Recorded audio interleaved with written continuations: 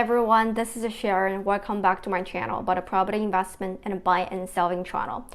As you may have heard, the average sold price is down by 3.6% in April, and the transaction volume is down by 19.6% as well. So what is going on? Are we going to have a more pricing drop coming to the May 2021? And experts were saying that we may have already depleted the current buying pool right now with little population coming to Canada. Is that true or not?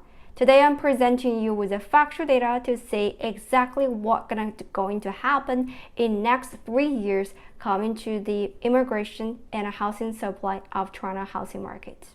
So whenever we're talking about a market trend, the most important thing would be the supply and demand, and followed by the access to the credit, meaning can you get the mortgage, and also the interest rate.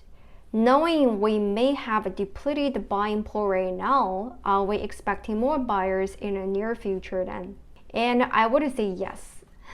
The charting here showing that the Immigration Canada has increased the quota to more than 400,000 per year, and by welcoming more than 1.2 million of newcomers between 2021 and 2023. And then also on May of the 6th, 2021, they have rolled out a temporary resident stream and welcoming 90,000 people coming to Canada as well. And in just one day, they have reached the caps of the recent international graduate category. And those newcomers are creating incredible housing demand for Canada. And this is the 10 years of new immigrants and coming to and settling in Canada in Ontario number. And then on average, a single household of 3 people would require a unit so they can stay. And that is creating a 63,000 of new units every single year in demand. And then on the other side, international students, we have more than 500,000 of international students here in Canada, and 46% of them are in Ontario. Say a 3 student on average would require 1 place so they can stay, and that is equal creating 81,000 of units in Ontario. By looking at the total international student population year over year, we have observed a whopping 10% of increase every single year except the 2020. So let's do not forget about the visitors.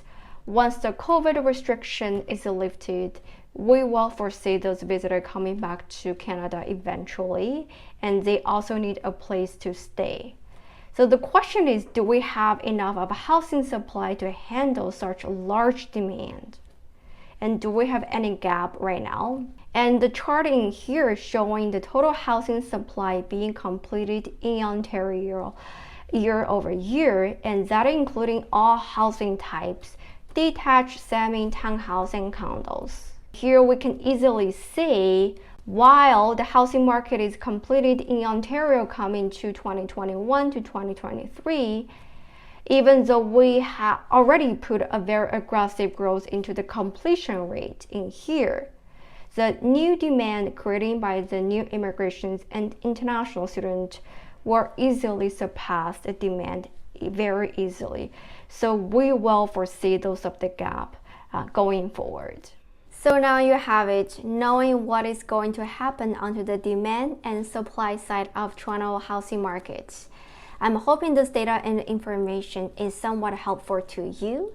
If you like this type of video, please give me a thumb up and subscribe. I will see you next time.